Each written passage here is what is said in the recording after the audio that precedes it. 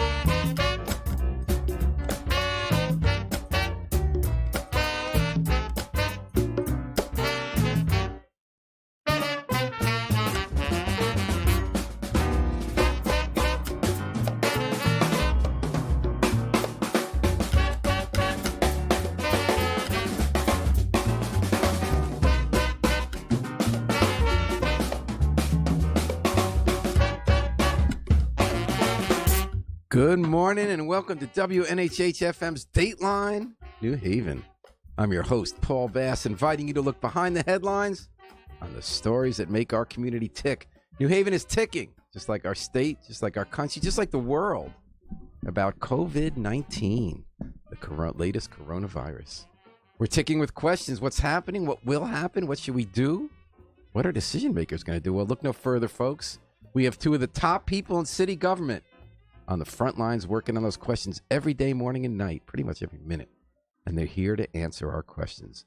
Say good morning to City of New Haven Health Director Maritza Bond and Mehul Dalal, the government's Community Service Administrator. Welcome, folks. Good morning. Good morning. Thank you. It's very nice to have you both on. Thank you for making time. You're busy.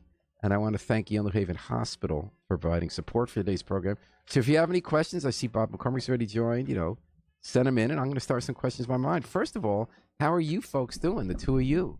Are you staying healthy, and what are you doing around the clock? So, as you might imagine, we are wrapped up in a major way in coronavirus response activities. And I was just if you can get a little closer to the mic, maybe put it like facing you. Sure thing. Great.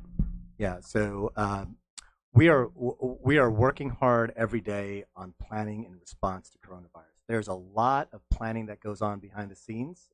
There's a lot of information to keep up with. So both Director Bond and I try to stay up to date on the latest information coming in from the CDC and coming in from the state. That'd be the Centers for Disease Control. That's correct, the Centers for Disease Control. And every day we wake up with potentially a new situation to handle, a new scenario that we have to deal with, a new guidance we have to get out, new populations that we have to consider. So thanks for asking how we are. We're very busy, but we're doing it for the protection of the residents. Now, for instance, do you make sure that you get enough sleep so that you're not more vulnerable to getting the virus so you can run things, or is it just a matter of time you can get it anyway, so you just So absolutely. So in between all of this hard work on ensuring that we're protecting the health of our residents, we have to protect ourselves also. And so we're staying hydrated, eating. In between, we're even having lunch meetings. After this, we'll have a lunch meeting as we're strategizing for some of our upcoming events that we're planning. So absolutely, first we have to take care of self-care is critical as we are trying to send a message out to our residents. I always say on an airplane, if you have a little kid, the first thing you do is you protect yourself so you can protect the little kid, right? That's right. So do you have, for instance, a daily meeting you said about COVID? Daily meetings. Internally, we are also having external communications that are weekly with our partners, both on a national, state, and local level. We're trying to ensure that we have open communications with all of those entities that are really involved in trying to mitigate this virus, because it's so critical that as things are evolving as quickly as it is, that we're all on the same page and also sending consistent messaging. And it's a big deal. So yesterday afternoon, you got the message from the governor say, hey, we'd like you not to have gatherings with more than 100 people at them. I went to one last night at our synagogue. It was the holiday of Purim, and I thought there wouldn't be many people there, but there were hundreds of people there, kids in costumes and stuff. I don't know how much longer that's going to go on. Did you have social distancing? We did not. People, not too many people were hugging. We had hand sanitizer. Okay. But it's probably not going to be too much longer that we have events like that, right? Like, what are you going to do about religious events? We actually have a faith-based meeting this evening at 7 o'clock. Where's that going to be? At the Yale Divinity School. And we're going to talk a little bit about that and taking some precautions. We obviously want to make sure that, people are not panicked, but are just being prepared. This is not the first type of outbreak that we've had to experience in our country.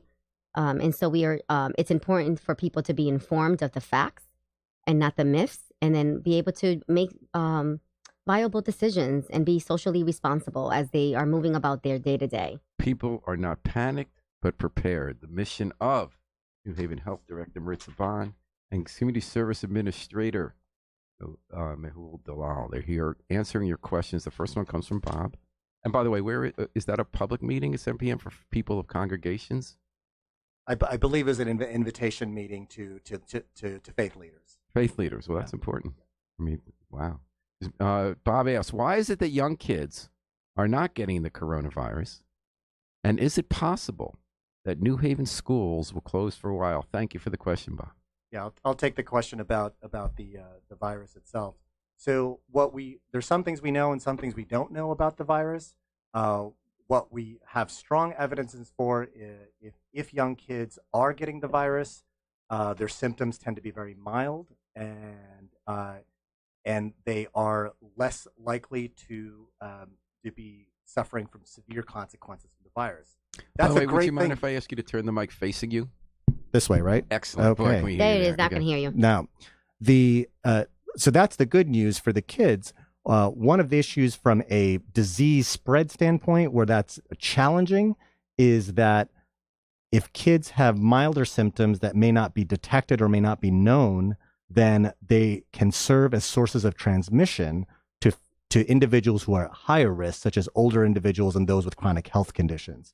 So it may not be the case that kids are not getting the disease, but they may be getting very mild cases and they may be going undetected. Is that if, or are we just assuming that?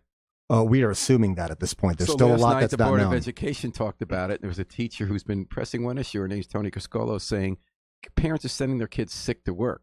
They sometimes feel they can't afford not to. Is that going to make it You spread mean faster? sick to school, not work, I right? might work. Sorry about that. Yeah. We are encouraging, and we are working closely actually with our local superintendent. She's an amazing leader, along with her team, to ensure strategies on obviously preventing faculty and also the children. We are encouraging the general public, including parents that have sick children, to really, if they're running a high fever, if they're displaying respiratory illnesses, that they really should stay home. I mean, that's just the standard protocol, whether this virus was in existence or not, right? And so they are encouraged, if they become too ill, they should go to the school nurse, be assessed, and then the parent will need to make the necessary arrangements. I have noticed that part of what this is about for me personally is doing things I should have done for 60 years of my life. Like, this is the first time I'm washing my hands well. And then I watched, the New York Times had that diagram of when you wash your hands, what you miss. I never thought before about thumbs. They say nobody ever cleans their thumbs. Paul, that's a great point. We've been seeing memes and songs being created about hand washing. And believe it or not, that is the main prevention of just basic. That's how I started. Babs Rose Ivy has a show in early morning. Before this hit was the flu. She had a song she sings when she does the flu, and now I sing that every day. Yeah. That's fun. Some of these Songs are memes. good. Do you want to sing it right now? Yeah, sing one. No, I can't sing. She was just happy birthday. You'll kick Happy me off birthday the air. to you. No, I won't. Happy birthday to you. Happy birthday to you. Happy birthday, special person. Wash your hands so you don't get the flu.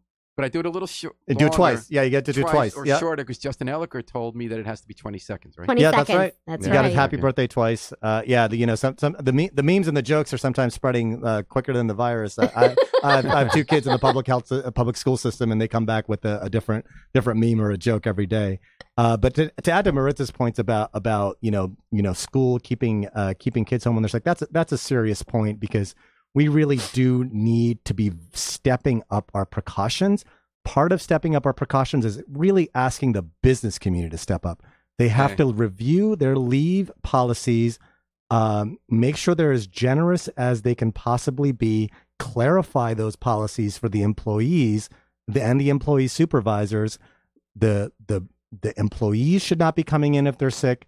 And if the employees have to take care of children at home, if they are asked to stay home because they're sick, or if some other issue happens, like school closures that was mentioned by the person who asked the question, we really have to ask our business community to step up. We understand that the economy is important, but we do have to ask them to step up to be generous with their policies, to clarify those policies, and encourage people to stay home if they shouldn't be coming to work and coming into contact with people. That's a serious point. We've done it. So Harry George, our station manager, as we speak, is developing a technique so that we can do radio remotely.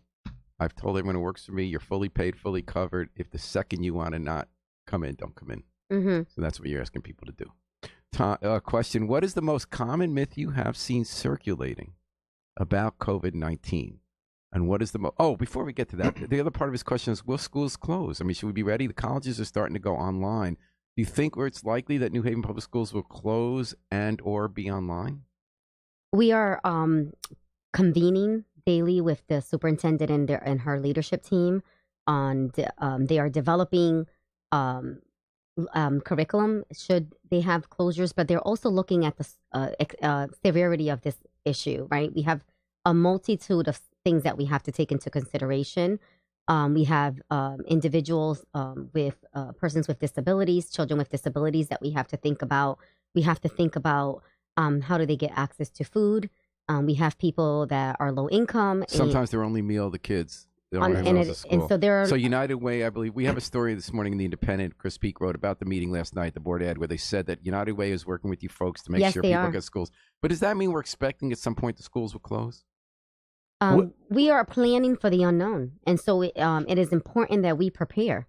And so for every possible scenario, we are, the mayor and part of our leadership team are coming up with thinking about different scenarios and having a plan in the event that we need to respond to an emergency. I would say that there is a possibility. It would depend on the scenario. We would consider the public health scenario very carefully before making the decision.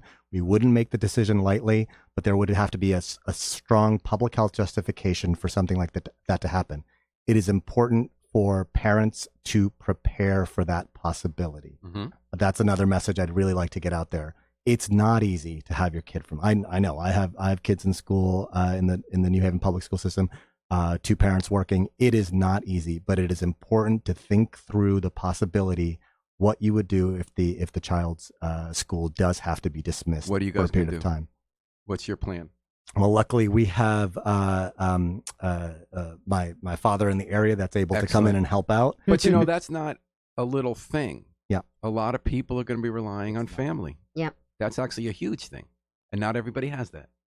But a lot. I consider myself very lucky to have that resource available. Everyone has to think about their individual plan as to what they're going to do. Yeah, I think in addition is really to Dr. DeLaw's point is really getting your household ready. And so we developed what you need to know and published them on the website, and they've been posted on social media outlets so that families can prepare the household in the event that they have to remain in the homes for an extended period of time. Now, you said, I see things that say 2 weeks, 4 weeks. I bought I'd say 2-3 weeks of non-perishable groceries. Mm-hmm. Is that right? You on 4? What do you think? Well, right now, the self-isolation protocol that the Center for Disease Control has put out there is 14 days. So the event that you need to be home for 14 days it's a safe starting point. But some people may have to stay in the home a longer period of time for recovery. But will other people be able to go get them food? Will gig workers be working out there and exposing themselves to the virus and delivering food to you? I mean, what do you see? We are looking at we are ensuring that businesses have their plan also, so safeguarding their employees, and so we also put out a what you need to know for businesses to safeguarding their employees as well, because there is a potential of risk if you're going to be delivering groceries, because I know that that's a method for some people. not all people. And then in addition to that, to your point, with United Way, we are trying to develop a mechanism that in the event that we need to provide access to food for those vulnerable populations that don't readily have groceries for that length of time in their homes. All right. Well, we're talking about myths and reality, and any questions you might have about coronavirus, COVID-19. Did I pronounce it right? COVID? That's correct. All right. Give us a call. We're talking about that with City New Haven Health Director Maritza Bond and Mehul Dalal, the government's Community Service Administrator. So let's get back to that second question. What is the most common myth you have seen circulating about COVID-19, and what is the most effective precaution New Haveners can take to protect themselves? I can start out with a myth that I've heard. I don't know if it's the most common, but I think it relates to a really important issue around COVID-19. Is the myth that there are certain races and ethnicities and populations that are more susceptible than others. I haven't heard a lot of this happening in New Haven, but I have heard of it happening on the news nationwide. The stigmatization of individuals potentially who are Asian we heard ethnicities. About that Monday at a conference. I think this is an issue that we need to confront and talk about because from a public health response standpoint, we do not want individuals to feel afraid of coming forward if they have symptoms. This is public health 101. If they have symptoms, they should be feeling comfortable coming forward. Those individuals that are engaged in stigmatization are actually causing public health risk. So I think this piece is very important. We have to avoid stigmatization. What we know about the disease is that anyone can be impacted. Anyone can get the disease. Anyone can transmit the disease. There is not a specific race or ethnic profile to this disease. The other piece is that I've heard and have been disturbed by is the scapegoating of more vulnerable populations, such as the homeless populations. Again, they are not thought to be at additional risk in terms of being the transmitters of the disease. We have to treat them as individuals and as we would any population with respect to risk of having the first COVID. person who sprayed and got me to use hand sanitizer is a homeless man. He's an activist in town. He saw me on Friday, and we were just trying to get in our minds around what to think about all this that day. So he put out his hand, and I shook it. Then he put out some hand sanitizer and squirted us both and said, "You got to be careful." That's great. I love it. The word has got to get out there for everybody. I think that's fantastic. So the word here, the question is, do you think we're panicking too much? And let me ask that more broadly. I want to give you two exaggerated views that I think a lot of us are actually ping-ponging between every day. For me, it's a fact of where you're sitting around not doing much and freaking out about everything you're hearing, or then you go about your day-to-day life and you're not seeing coronavirus in front of your eyes, that you're saying what's everybody panicking about. So according to one school of thought, this is the flu. Flu kills 30,000 people. I think that might be the number every year. As with all kinds of flus, older people are more vulnerable, people with autoimmune problems, and that if we didn't want any of them to die, we would always just stop it from spreading by quarantine. But in fact, most people don't die from it. We just have it go through our population, and we do have to wash our hands and be careful. Then the other view is this is different. This is spreading faster. It's much more lethal, and that even if it is eventually going to hit us, there's a public health imperative to stop the slow so we're not overwhelmed because we're not prepared in our hospitals, that this is different from other coronaviruses and other flus. And that we have to, that this is not just even the swine flu. Yeah, so for us at the health department, we call it the Fight the Flu campaign. And we're always promoting the flu vaccines. I mean, we even have it readily available. I mean, you can go to Walgreens to the grocery store and get a flu vaccine. That's where I get and mine, so, CVS. CVS. And so where did I get mine? My primary doctor. And it's often free and covered by your insurance as a preventative mechanism. And so with the flu, it's very tangible that you can try to at least preventing from getting the severity of the flu, although it doesn't cover all strains of it, but there's a vaccine out there. COVID-19, novel coronavirus does not have a vaccine. And so it makes it a greater risk factor for those that can come in contact with it. And to your point, yes, those currently with coming back with cases are elderly persons, older people, and those with pre-existing conditions. And so we want to make sure that, and those individuals are also around children and around other populations. They're not an isolated group. They're just the most vulnerable currently coming back positive as positive cases. So the question was really from people, are we overreacting? Is this just like any other flu that comes? You're saying one difference is no vaccine, so it might hit more people. I'm getting the sense there's more to it. Is it deadlier? I think it is different from the regular flu for sure. As Director Bond said, the vaccine piece is one of it. We don't have a vaccine for this. One of the pieces of science that is evolving on this, since this is such a new virus, remember it feels like a lifetime for some people, especially for those in the field working on this every day. But we just identified it late last year in 2019. And this came from animals used in the food industry in China, right? The thought is that There's originated theories behind that. Potentially originated in bats, and then that transmitted to potentially other animals, and then onto humans. But the one piece of there's many pieces of information from a scientific standpoint we need to find.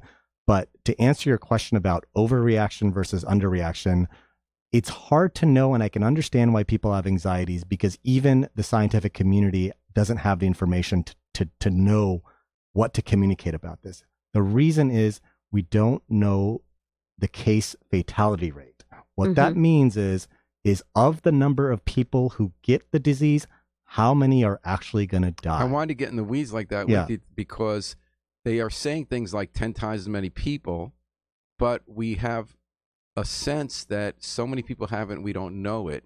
Right. So if 10 times many people have it, then we think that would be the same fatality rate. However, it's also true that often people have been exposed to flu and we don't know it. Yeah. So what's the deal on that? So the reason why that severity index of case fatality is so important, that guides our public health response. So if it was a high fatality rate, a high severity of disease, we are more comfortable doing much more aggressive public health measures. We mentioned school closures earlier. We mentioned social distancing. We mentioned event count. We've gone down partway down that path. So in terms of parsing that number, we need to know the total number of people who have the disease, which we simply do not know at this point because testing is not widely available. So in Italy, a lot of people are dying, right? What was the number there? They're in the tens of thousands, though? No, not that many people there. Italy is a little bit over confirmed cases, over 9,000. Oh, okay, I'm sorry. Just confirmed cases. And then the fatalities is not as I'm looking it up right now. So they said the Times morning has as much as the rest of Europe combined, I think, in the fatalities. They do have a lot of deaths. And they're on lockdown. Yeah, and it's some speculation as to why that is. It might be an older population. They may have more chronic diseases. Correct. There might be a higher prevalence of smoking. Why is smoking? It just makes you less able to deal with it. It's your lungs are your lungs are. Because it's respiratory. Yeah, again, this is speculative. Illnesses. We don't know that it's a respiratory illness, so it would stand to reason that if you're a smoker, that your lungs would have a weaker capacity to withstand the disease. There's current 463 fatalities in Italy. I was way off. See that? That's See okay. how misinformation spreads? You read something and you miss it? Yeah. That's okay. All That's right. why we're here. That's why you're here. And who we are is City New Haven Health Director Maritza Bond and Mahul Dalal, the government's community service administrator, here on Dateline New Haven 103.5 FM, live streamed at newhavenindependent.org. If you're on our Facebook page, you can see that Gage Frank, thank you, posted that Italy has 9,000 cases and just under 500 Thank deaths. you, Gage. So, as usual, since I'm in the media, I misrepresented, exaggerated by about 50 times, but we're giving you facts here. And if you go to the Facebook, New Haven Independent Facebook page, and you're watching this, you'll see the link from Gage, and you can post your own question as well. Public meetings. So how much are you preparing and how quickly for government to go online? I was at the city clerk's, I was at 200 Orange Street this morning, city office building. Fewer people than usual from the public are coming in and out, but everyone's at work. It seems like, unless they're sick. We are working. Will we be interacting with government virtually? Is there a plan for that? What's going to happen if you have to record deeds? If you have to, you're just going to wait it out, or how's that going to work? We are actually, plans are underway right now. We don't have, there's a lot of policies and laws and regulations to work through to make that happen. For example, FOIA and whatnot. So we have people within our city leadership that are working through those questions and issues, assuming as we speak, really, because we met this morning and identified that as a as an issue that we would have to So I achieve guess you can't clarification really on. tell us, like on this date, we're going to do that because you're waiting. So let's talk about what would make that possible. What do you have to be seeing? You talked about the fatality rate. When you're looking at if you're going to have to kick into gear to make government more virtual, what are the markers that you're going to have to see? The markers are essential versus non-essential employees. And so really who are going to be the critical workforce responding to this emergency? Like the cops, the cops are going to have to be out, right? Oh, absolutely. So our first responders are a priority for us, ensuring that they're equipped and ready to respond, and they are. Along with our public health team. For them or equipment for the police and fire? They are all properly equipped. There's a few additional extra measures that they have ordered. So, for example, the fire department just ordered a new way to take temperature at least 10 feet away, which is a nice, safe social distance. How do they do that? So they're going to be ordering an equipment that can literally digitalize and sense someone's temperature from 10 feet away. That's so interesting. I mean, that's pretty cool. I was really excited to hear about like the new technology that they have. Yeah, Paul, they use that in pizza shops too, where they check the oven temperature from a distance. So is that how same technology? Was the technology adapted for that? I don't know what direction it went in, but we're just joking.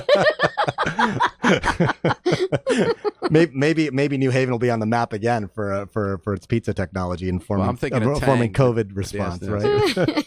All joking. But anyway, so that's one example. You got the fire department. First ones are going to be out there. So one thing you're doing is you're enabling them to take temperature from a distance. Yes, absolutely. How about cops? And so the cops, and so the same when they're responding to emergencies. We have a process in place. If they are filtering the call through the 911 dispatcher, just kind of making sure that they're pre-screening those calls, inquiries that are coming in for potential individuals, displaying those symptoms or expressing those symptoms. And then my team is part of that internal process where they will call and say, we have a potential exposure. This is what they're saying, and we kind of filter and gauge that because people are not able to distinguish a common cold versus the risk factors of coronavirus. And so we work collectively together and have been working collectively together to ensure that there is no potential exposure to our first responders. Right. And then you notice in the Times this morning, they had a story about New York. The health department workers are knocking on people's doors and slipping papers under the door about whether they have to be quarantined or if they need to go in for a test. Do you have outreach workers doing anything like that? Well, our business partner, we're going to be really communicating to the businesses. Right now, we don't have a positive case, and so we don't have an outreach team necessarily. What we've been putting out is really through social media, traditional media, because we're in the mitigation phase, which means we're really trying to decrease social gatherings of 100 plus more people. So the big decision you made yesterday was no St. Patrick's Day parade. Yes, that was a hard decision. I was looking forward to, and we'll have it. We're postponing it, not canceling. All right.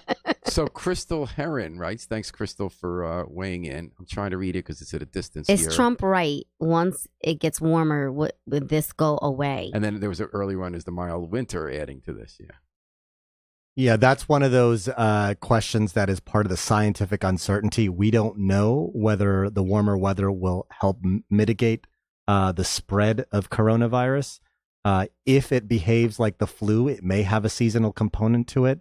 And as people, stay indoors less and go out more, there might be a mitigation effect. But that is speculation. We don't know that yet. The data is still coming in. The data is still being analyzed, and whether or not that would actually be the case. But presumably these things go in waves, right? At some point, it reaches a point either because so many people have been exposed and it goes down, or does it actually weaken? It could weaken the So if the genetic profile of which is of the virus changes, which often that happens, and it reduces what they call the transmissibility, which is the likelihood it'll go from one person to the other. That's one possibility of how the epidemic might quell. Another possibility I mentioned was there might be a seasonal variation to it. The other possibility is that, and I don't like to think about this, but really this is a real public health scenario. is if it becomes very widespread and more than 50 to 60% of the population have come down with it, we would anticipate they would develop immunity. And then you have the herd immunity effect where enough people are no longer transmitting the disease or don't get the disease or the infection. And then the epidemic quells in that fashion. How likely is that? It is still unknown. Yeah. And so each day we are monitoring the Center for Disease Control guidelines, speaking with our partners on a national and state and local level just to make sure that we are abreast of the latest information because we do rely on the Center for Disease Control to give us guidance. And we're relying for guidance today on Dateline New Haven, WNHH-FM, your home for community radio at 103.5 FM, live streamed, newhavenindependent.org. We got City New Haven Health Director Maritza Bond and Mahul Dalal, the government's Community Service Administrator, answering questions such as this one. What do you think of wearing masks? So we talk about this daily. The masks are that we are encouraging people to wear are people that are actually sick to prevent from becoming sicker. But we're really discouraging. We've been seeing a fluctuation of people sending their kids with masks on that are not sick, or people just in the public. I've been just driving through downtown New Haven and seeing people with masks. It's really not a protective factor unless you are actually sick. And what so kind we of discourage sick? the use. Like it could be anything. It could be a chronic condition that you have. And what kind of mask? And where do you get it? Can you even buy a mask? You actually can.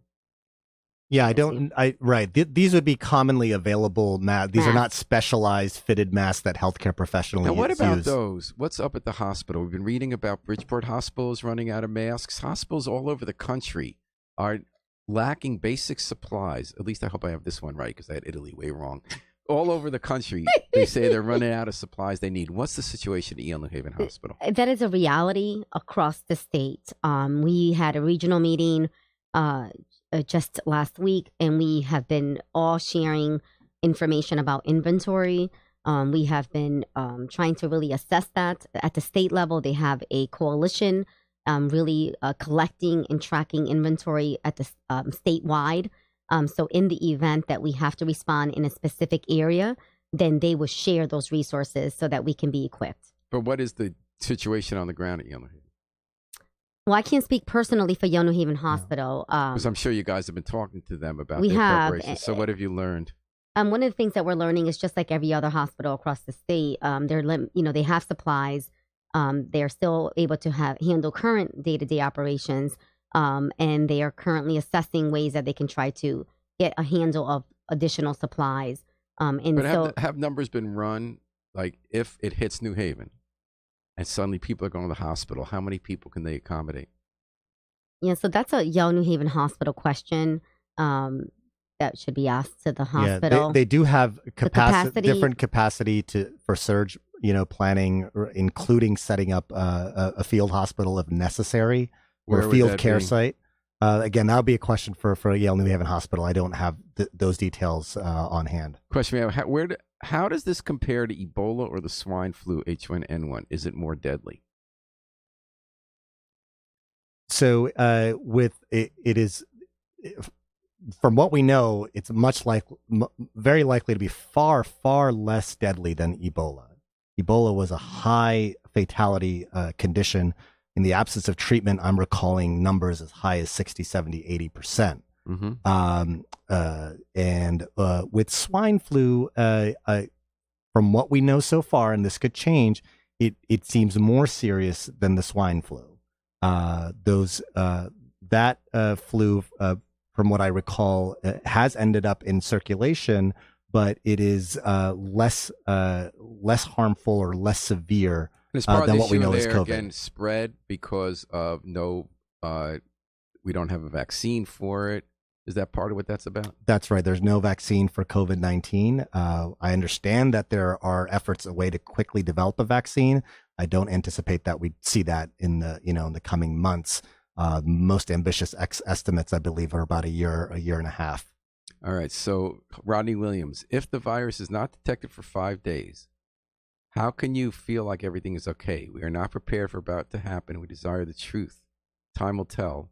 These questions should be able to be answered by those in charge. So I think what he's saying is that is there a sleeping tiger here, given that there's a delay time between when it hits us? And isn't the answer that we are assuming that it could be here already? I mean, I think the mayor has Absolutely. repeatedly said, he says it's going to hit us. He said there's no question it's going to hit us. It's just a matter of when. Ronnie, you raise a good Is that true? question. It's just a matter of when. And so, Ronnie Williams, you And thank you for the question, Ronnie. And thank you for your question. You raise a really good question, and I think that's some of the things that we at the health department take really seriously. Those are the risk factors of exposure are the way that we are monitoring and interviewing individuals as part of our surveillance. We will, if you have a concern, if you've traveled in one of the countries that have these cases, or one of the states that have positive cases, it's important that you share that information by contacting your healthcare provider immediately upon returning, and then getting recommendations on whether or not you should be put in self-isolation, because you are correct. There are no symptoms, and some symptoms can show up on day 12. And so that's why we have the 14-day cushion of remaining in the home. And he says, Ronnie says, Yale was barely able to handle people with the flu. So one thing I want to ask you folks was about your personal experience in public health coming here and how that informs what you do today.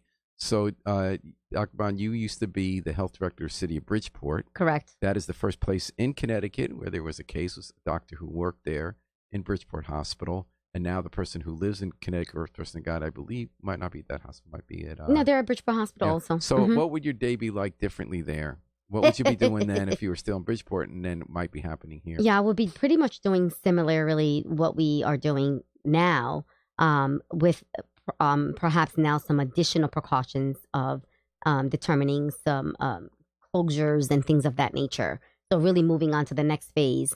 And so when we're talking about what has happened and transpired in China, for example, and talking about capacity about Yale, self-isolation is the way that they had to mitigate. And so because of the capacity issues, so people have to stay and indoors. Yale, now they've canceled the big gatherings. UNH is going all virtual for the rest of the semester. Or no, for 2 weeks. A lot of the universities have transitioned for 2 weeks. Columbia, Princeton's doing that. University of Washington, yeah. So New York has declared a state of emergency. Rhode Island has declared a state of emergency. We have not here in Connecticut as of yet. Once we do, is that a reason just to get more, be qualified for more aid, or is it going to affect our listeners in a day-to-day way? Once that state of emergency is declared, and I think that's a matter of time. What?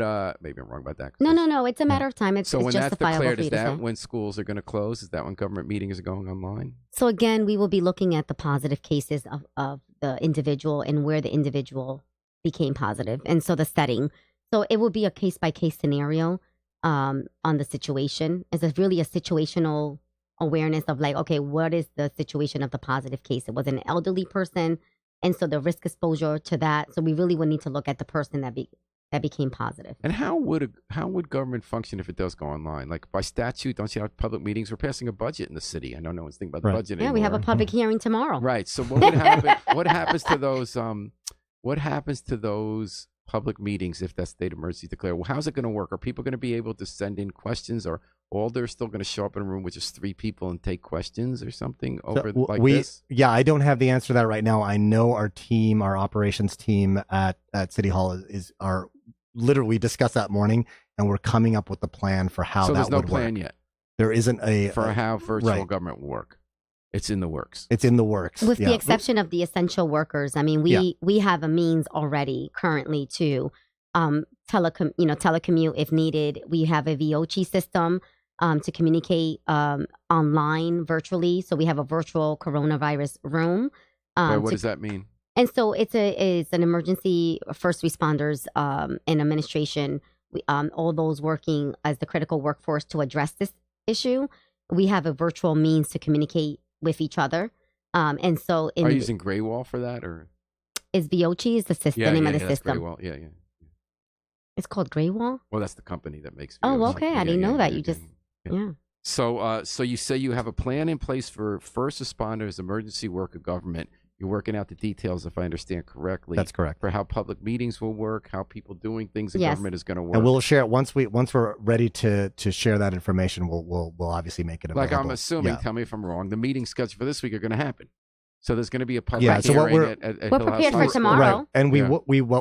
we are planning to do is informing anyone who's chairing the meetings to preamble those meetings with information about precautions. So if someone happens to be at that meeting that's sick, what they should do if Leave. that's probably what they should do. Right? Yeah. Yes, that's right, But- Paul. Let them know. Right. Yeah. And I think in addition for tomorrow, our strategy is it's a really large space. And so we're going to be asking people to sit, have distance between seating. And then also as people congregate and have their questions, they can feel free to leave so that we can manage the crowd control. Because of course we want to still be able to engage the Well, I public. think we'll make a point at the Independent. We'll try to do that live. Thank you. So if you want to watch that hearing live, I'm going to ask. I can't 100% promise, but we've done it in the past. So I'll ask our reporter going there if he can do that. Thank you. It's this thing about budget meetings is that people talk about how much they hate taxes, but almost nobody shows up at a budget meeting. There are exceptions, but we've had years when we've had tax increases like this year where a total of 8 people show up to speak at the first public meeting. When we went to Hill House High, the last public budget hearing, there weren't many people speaking. So even if it weren't coronavirus, I'm guessing we're not going to have big turnout. I think the challenge for you folks might be, how do you preserve democracy when it's going to be hard for people to show up? Yeah, well, looking on the potential bright side of this is this might accelerate our efforts to find solutions to virtual participation in our city government. Definitely. And that would be a potential good outcome of this is to have us think about creative ways for folks who participate who normally don't participate. And Rodney using Williams technology. writes, 3 weeks tops. Okay, this goes back to your point, Dr. Lal, about theories about racial impact, about which groups get hit. So he said 3 weeks tops, things will be shut down in our city to contain the virus. Why hasn't the minority community been affected by this virus?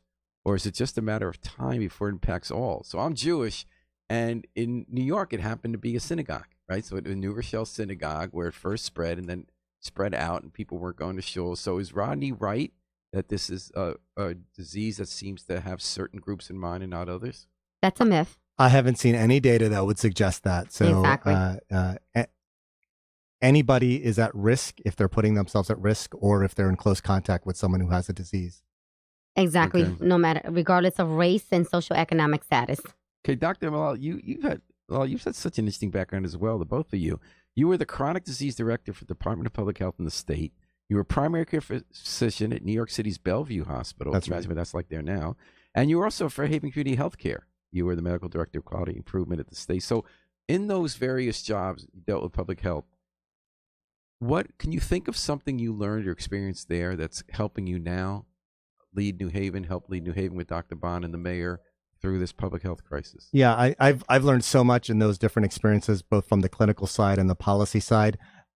So I think one of the most important lessons here is that how to get people aligned around a certain agenda, commit to actions, and making that happen quickly.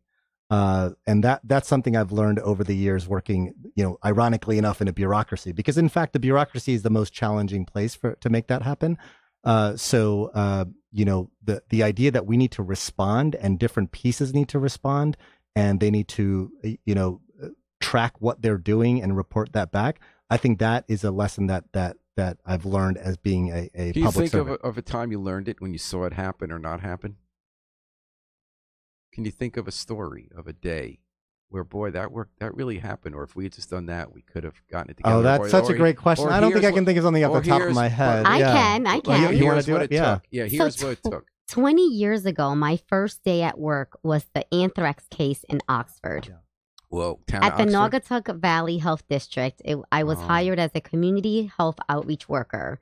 And we were the only health department outside of Oxford that had nurses on staff. And we needed to literally quickly dispense medication to the town of Oxford.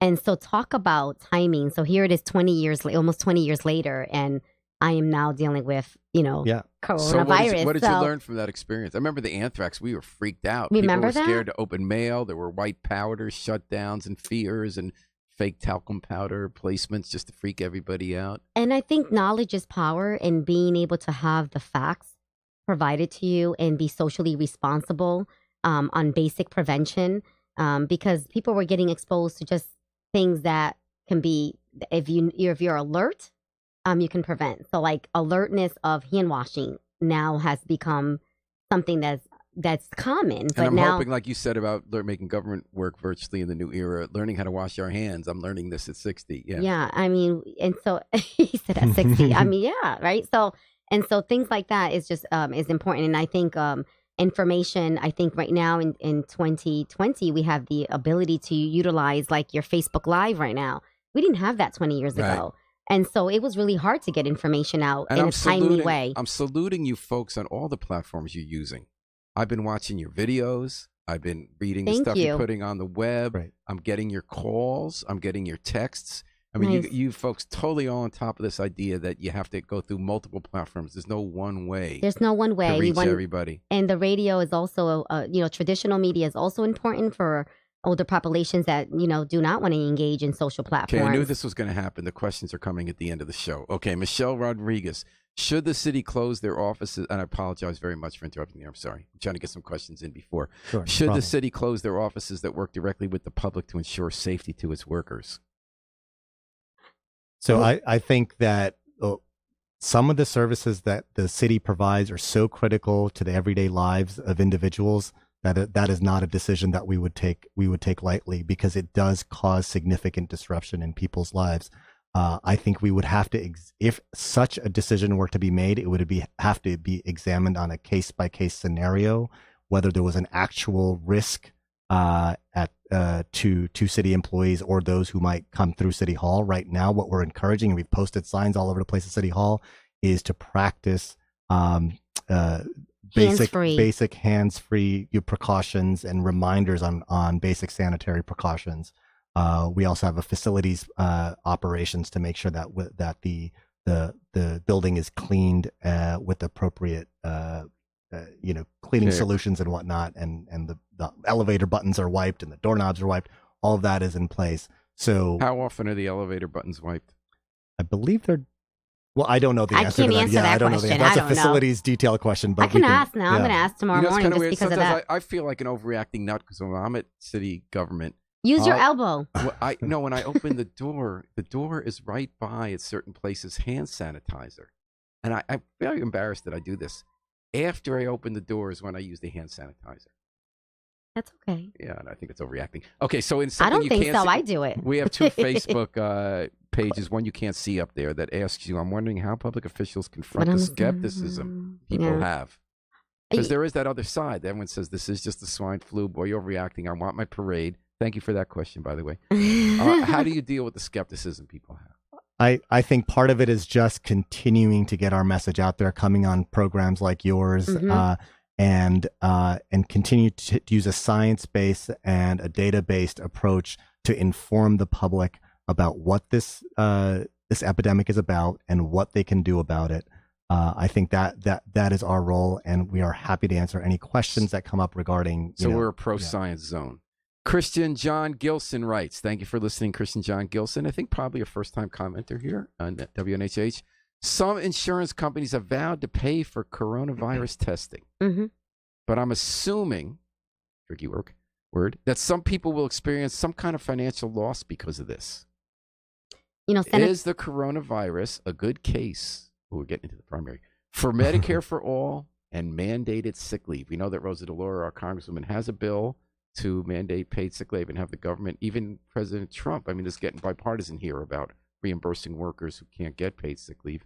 What's your thought? And thank you for your question, Christopher. Yeah, so policy implications. Our delegation are working, as you just mentioned, Rosa DeLauro, along with Senator Blumenthal, are really advocating to ensure that this is not going to financially impact the community and the state, and so we are hoping that that as they are working through and contacting these different entities, that they remain committed so that this does not financially impact those affected by it. Yeah, I do worry about folks who may bear a significant financial cost, either because they have to stay home from work and won't get With their paid, kids, yeah. or even though the insurance companies may cover the testing, there are a lot of associated services that might go along with the I testing. mean, those that they extra may have bills to, you get that you thought after you paid your first bill. exactly. So I would be very concerned about those folks, and any policies and platforms that would help address that, I think would be helpful. Well, it's great to hear you weigh in on policy. Your jobs right now are very practical, hands-on. You're helping New Haven get ready Yes. for dealing with this if and when the coronavirus hits us hard, which could be as we speak or not at all. Who knows? We hope not at all. So as we say goodbye, I want to ask you to tell our listeners 3 things they should do, where they should go online for info, what they should be doing in their lives right now. So if you're experiencing any potential symptoms and have been exposed or think you have been exposed to coronavirus, first you should contact your healthcare provider. And second, it can be your local health department. Of course, in New Haven, for those New Haven listeners, it would be our health department at 203-946-4949. We are also posting what you need to know on the newhavenct.gov website. They are very basic, how to get your household ready. They're also for specialized groups like the homeless that Dr. Delisle mentioned, daycare centers, long-term care facilities, and those of that nature. And then those that would like to visit the CDC has plenty of posters. So those of you that work in businesses that would like to have easy infographic posters, the Center for Disease Control at cdc.gov /coronavirus/2019 have lots of resources available, and daily are updating their website also with the current status of this virus. All right. I think you covered it. I think you both covered it. And I want to I thank you so much for making the time today. You're very welcome, Come on, Paul. WNHF. It was a real Thank delight. you for having us. It was a delight to meet you after editing many stories and cropping and writing captions to photos of the both of you. And you're just as wonderful in person as I was guessing from reading about you. Thank you. I want to thank, so thanks for joining us. Thanks for the questions that people had. Thanks to Yale New Haven Hospital for providing support. And thanks to the miracle man behind the controls, getting us on platforms and universes and dimensions I will never even know exist. WNHH station manager Harry Drost. Thanks to Gage Frank for doing a little fact checking here on the media. And we're going to take it out with the Afro-Semitic Experience, performing I Wish I Knew How It Would Feel to Be Free from the group CD, A Plea for Peace. This is Paul Bass inviting you to fly free with us all day and all night long at WNHH, New Haven's home for community radio.